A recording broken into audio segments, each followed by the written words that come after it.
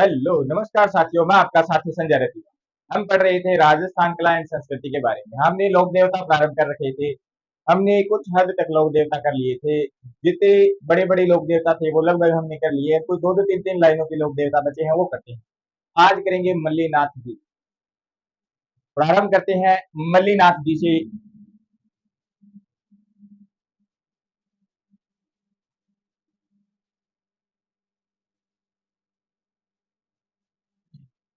मल्ली मल्लीनाथ जी कौन थे, क्या थे, वो पढ़ते हैं। मल्लीनाथ जी का जन्म होता है 1358 ईस्वी के अंदर। जन्म होता है 1358 ईस्वी के अंदर।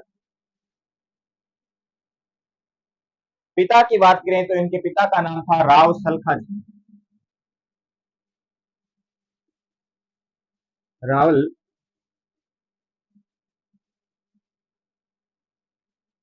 सलखा। माता की बात करते हैं, इनकी माता का नाम था जानी देवी। माता का नाम था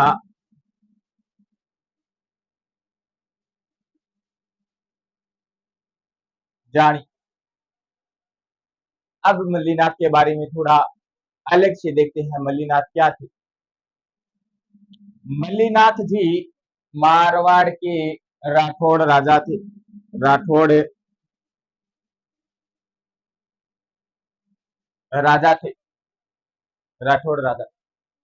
जब ये राजा थे तो दिल्ली का जो सुल्तान था, दिल्ली का सुल्तान था, वो था फिरोज तुगलक। फिरोज तुगलक।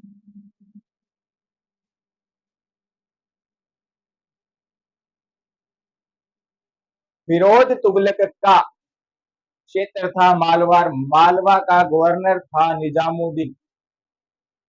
मालवा का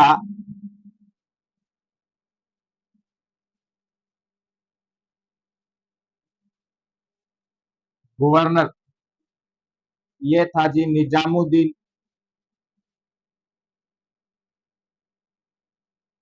निजामुद्दीन नाम का मालवा का गवर्नर था। इससे युद्ध होता है मल्लीनाथ। ऐसा कहा जाता है निजामुद्दीन की 13 टुकड़ियां आई थी अलग अलग दिशा से।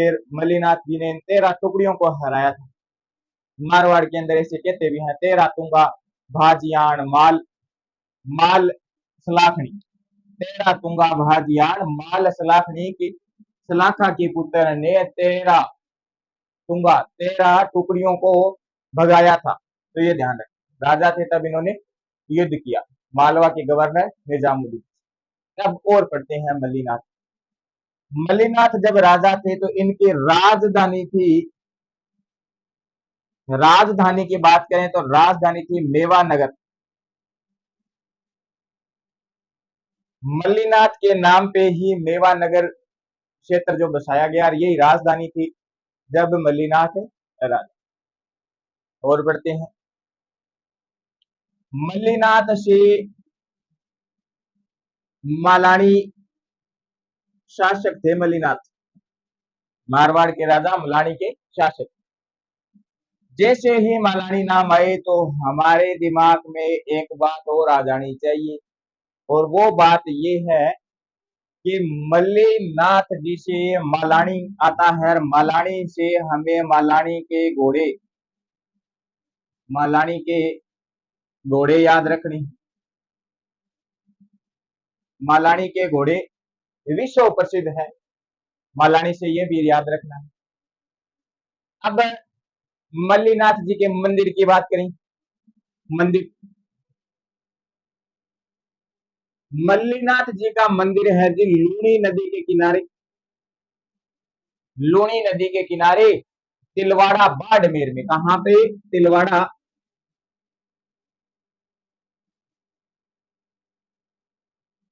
तिलवाड़ा बाड़मेर। मंदिर पढ़ लिया तो मंदिर पे लगा देते हैं मेला। क्या लगा दें जी? मेला। मेला लगाते हैं तो मेला लगता है चैत्र कृष्ण एकादशी से चैत्र शुक्ल एकादशी तक। चैत्र माह की कृष्ण एकादशी से कृष्ण एकादशी से शुक्ल एकादशी तक लगता है क्या जी? मेला मेला लगता है। चैत्र कृष्ण एकादशी से चैत्र शुक्ल एकादशी तक क्या लगता है? मेला लगता है। मंदिर कहाँ पे है? लूणी नदी के किनारे तिलवाड़ा बाड़मेर में। बाड़मेर में मंदिर पड़, यहाँ पे मल्लीनाथ जी का लगता है जी पशु मेला। पशु मेला, ये भी ध्यान रखना है। मंदिर लूणी नदी के किनारे तिलवाड़ा बाड़मेर, मेला लगता है चैत्र कृष्ण एकादशी से शुक्ल एकादशी तक कर। यहाँ पे ही क्या भरता है? पशु मेला भरता है। और इस पशु मेले के अंदर मालानी नस्ल के विश्व प्रसिद्ध घोड़े आते हैं जिनका क्रय विक्रय होता है। देखिए, पढ़ लिया यहाँ। अब इनकी पत्नी जी थी, मल्लीनाथ जी की पत्नी थी इनकी रूपा दी। मल्लीनाथ जी की पत्नी थी रूपा दी।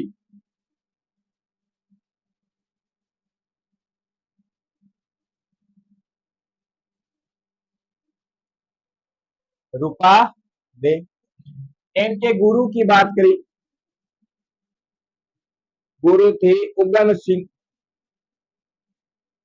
उगम सिंह बाटी, उगम सिंह बाटी। ये थे जी मल्लीनाथ के गुरु। इनकी पत्नी रूपादेव मल्लीनाथ ने समाज में भेदभाव खत्म समाप्त करने के प्रयास किए थे। मतलब छुआछूत, छुआछूत खत्म करने के दोनों ने क्या किए? प्रयास किए। और मल्लीनाथ ने क्या किया जी? 1399 ईस्वी में मारवाड़ में हरि कीर्तन करवाया, हरि कीर्तन करवाया।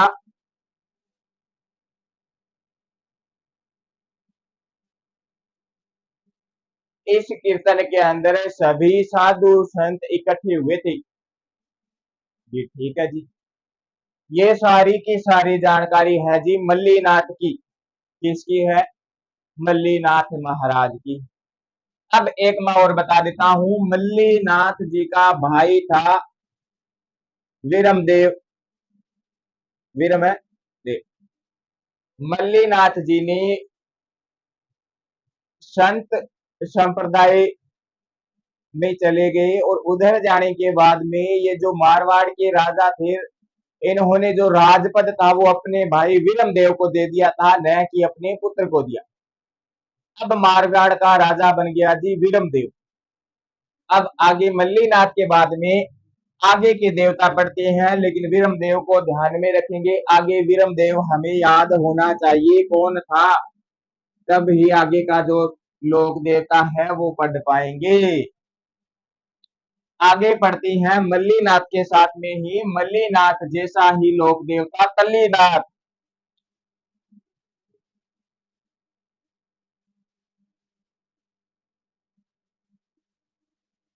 तल्लीनाथ जी, जी ठीक है, तल्लीनाथ जी पढ़ती हैं। अब मैंने आपको थोड़ी देर पहले ही बताया मल्लीनाथ का भाई था वीरमदेव। कौन था जी? वीरमदेव। मारवाड़ का राजा है वीरमदेव। इस वीरमदेव का नागौर के जोइया राजपूतों से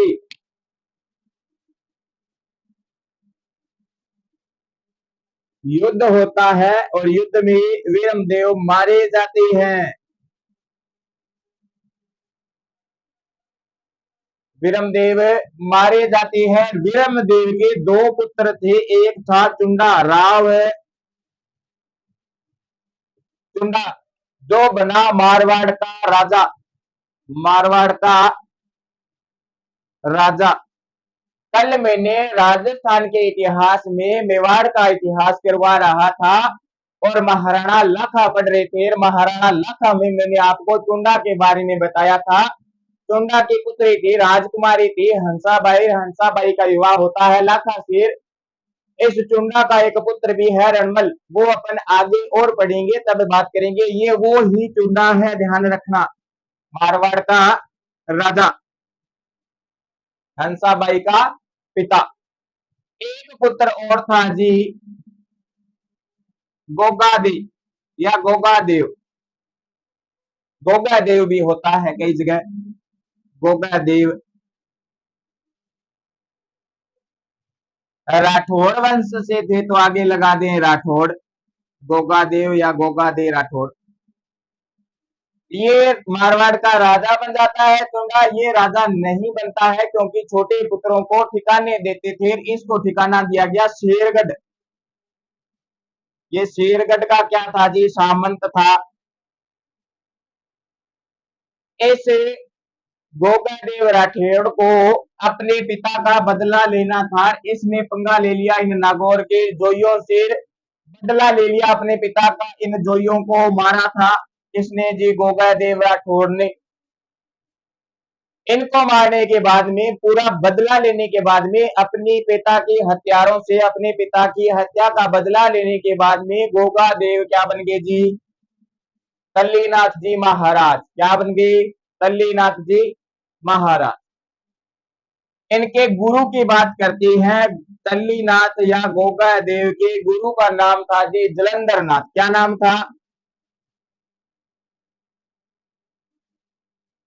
जलंधरनाथ जी गुरु थे इनके, जलंधरनाथ। इनका मंदिर है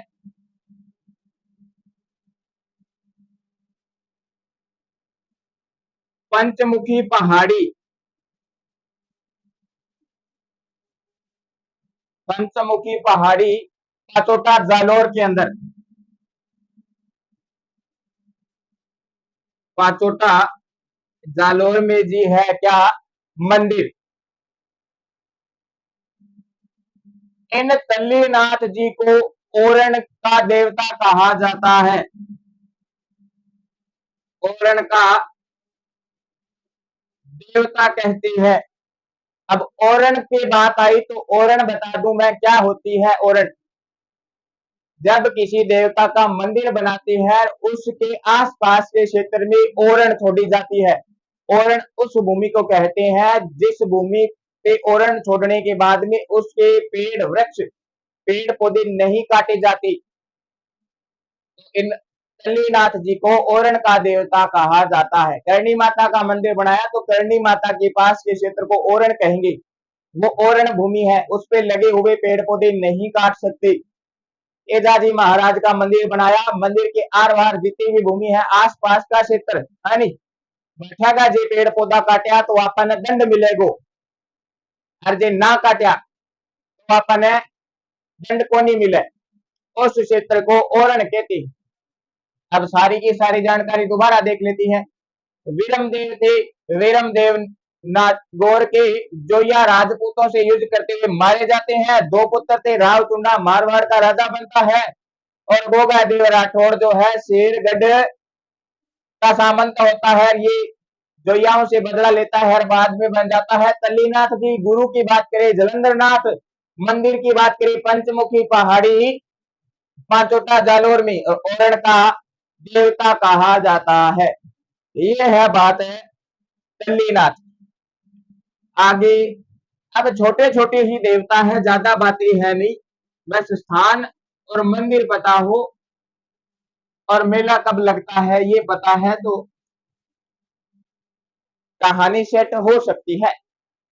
अब बाबा पढ़ते हैं जी, देव बाबा।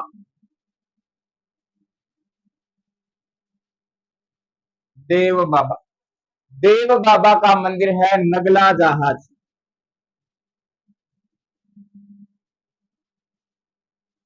नगला जहाज भरतपुर में, नगला जहाज भरतपुर में मंदिर है जी देव बाबा। इनका मेला लगता है वर्ष में 2 बार, वर्ष में एक वर्ष में 2 बार मेला भरता है। भरता कब कब है ये बात करते हैं। भाद्रपद शुक्ल पंचमी को और चैत्र शुक्ल पंचमी को। भाद्रपद